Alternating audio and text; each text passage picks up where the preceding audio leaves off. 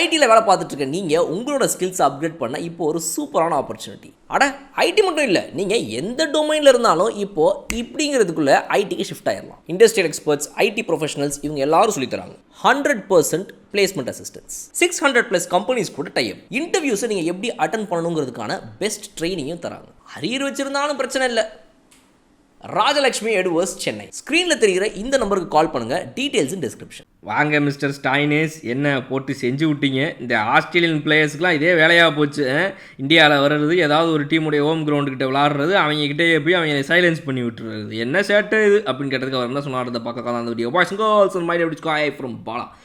There are plenty of opening batters இந்த காம்படிஷனுங்க. அதனால் அவங்களுக்கான இடத்த நான் கொடுத்துட்றேன், நான் மிடிலே இருந்துக்கிறேன் அப்படின்றப்பல. ஏன் அப்படின்னு கேட்டிங்கன்னா, அவர்கிட்ட ஹர்ஷா போகல கேட்குறாரு, என்னங்க 1 டவுனில் வச்சு வேறு லெவலில் செஞ்சுட்டீங்க, கிட்டத்தட்ட இன்றைக்கி நீங்கள் ஒரு ஓப்பனர் மாதிரி தான் ஆடினீங்க, மொதல் ஓவர்லேயே உள்ளே வந்தாச்சு, என்ன ஓப்பனிங் ஸ்லாட் சூப்பராகுதா, ஃபிக்ஸ் பண்ணிக்கலாமா உங்களுக்கு அப்படின்னு கேட்டதுக்கு, இந்த டோர்னமெண்ட்டில் ஏற்கனவே 1008 ஓப்பனர் இருக்கிறாங்க, ஒவ்வொருத்தரும் அவங்க வேலையை பார்த்துட்டு இருக்காங்க, இதில் நான் வேறு அந்த போட்டிக்கு வரணுமா, வேணாங்க, நான் மிடில் ஆர்டர்லேயே சூப்பராக தான் இருக்கிறேன், அங்கேயே இருந்துக்கிறேனே அப்படின்னு சொன்னேன். இவர்கிட்ட இந்த இன்னிங்ஸை நீங்கள் ரொம்ப பேஸ் பண்ண விதம் ரொம்ப சூப்பராக இருந்துச்சு, எப்படி இருக்குது சொல்லுங்கள் உங்களுக்கு? இந்த மாதிரி பேஸ் பண்ணி பொறுமையாக அழகாக பார்த்து கேல்குலேட் பண்ணி அடிக்கிறது நல்லா இருக்குதா, இல்லை இந்த பேங் அப்படின்னு சொல்லி எல்லாத்துக்கும் போடுறது செமையாகுதா அப்படின்னு கேட்டதுக்கு, இட் இஸ் நாட் ஜஸ்ட் கோங்க, அதாவது அடி போ அடி வா அந்த கதையே இல்லைங்க. ஆக்சுவலாக இன்றைக்கி பொறுத்த வரைக்கும் நீங்கள் பார்த்தீங்க அப்படின்னா எப் அண்ட் ஃப்ளோ தான் அப்படின்றது. அந்த எப் அண்ட் ஃப்ளோன்ற மெத்தடுக்கு பேர் என்னென்னா, நேரம் பார்த்து சரியாக அடித்து கொஞ்சம் லைட்டாக அப்படியே பாதுகாக்கிறது, திரும்ப அடிக்கிறது, அதுதான் வந்து எப் அண்ட் ஃப்ளோன்னு சொல்லுவாங்க. ஸோ அந்த மெத்தடை நாங்கள் நீங்கள் ஃபாலோ பண்ணோம். There were some bowlers we targeted, some against whom we were cautious.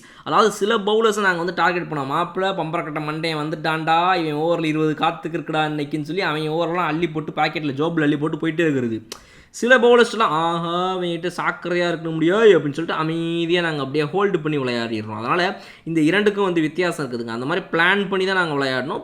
More of இன்றைக்கி வந்து இன்னிங்ஸை கொஞ்சம் ஸ்ட்ரக்சரிங் பண்ணோம். நாங்கள் எந்த இடத்துல எந்த பவுலரை எப்படி ஆடலான்றது எல்லாமே ரொம்ப பிளான்டாக விளையாடினது தாங்க அப்படின்னு சொன்னேன். இவர்கிட்ட நிக்கலஸ் பூரான் பற்றி கேட்டதுக்கு, அவங்க சூப்பரான ஒரு இன்னிங்ஸ் ஆடினார், ஹூடாவும் சூப்பராக ஆடினார். அவங்க 2 பேரும் அந்தளவுக்கு விளையாடினது தான் வந்து எனக்கு ரொம்ப உதவியாக இருந்துச்சு.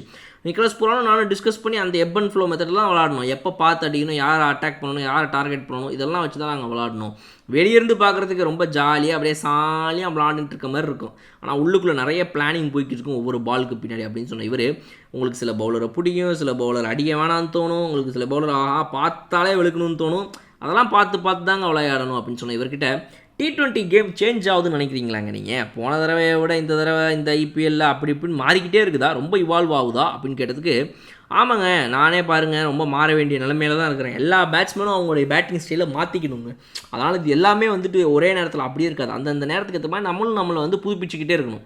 நீங்கள் இந்த டோர்னமெண்ட் அடித்த புது நிறைய பெரிய ஸ்கோரெல்லாம் பாருங்கள், பெரிய டார்கெட்ஸை புது டார்கெட்டை செட் பண்ணுறாங்க, பவர் பிளேயோட ஹிட்டிங் வேறு மாதிரி மாறுது, பிளேயர்ஸுடைய டைமென்ஷன், அந்த இம்பேக்ட் பிளேயர், இது எல்லாமே ரொம்ப மாறுதுங்க.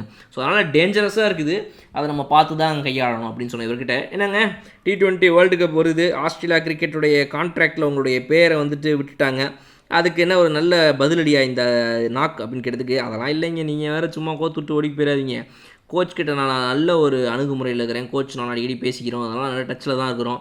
கான்ட்ராக்டை பொறுத்த வரைக்கும் பரவாயில்லைங்க, சின்ன பசங்க குட்டி பசங்க எங்கள் நாட்டில் இருக்கிறாங்க, அவங்களுக்கு அந்த இடத்த நான் கொடுத்துட்றேன், என் இடத்த எடுத்துகிட்டு அவங்க விளையாட்டும், பரவாயில்ல, பிரச்சனை இல்லை.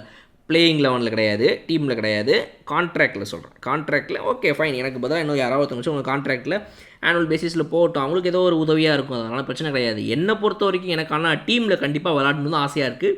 திரும்ப டீமுக்குள்ளே போகணும், T20 வேர்ல்டு கப் ஆடணும், பார்ப்போம் எப்படி என்ன போகுது அப்படின்னு சொல்லி கேட்டதுக்கு, இந்தியாவில் இந்தியன் ப்ரீமியர் லீக் தான் கிட்டத்தட்ட நான் என்னோடய கரியரை மிகப்பெரிய லெவலில் ஆரம்பித்தது இங்கே தான்.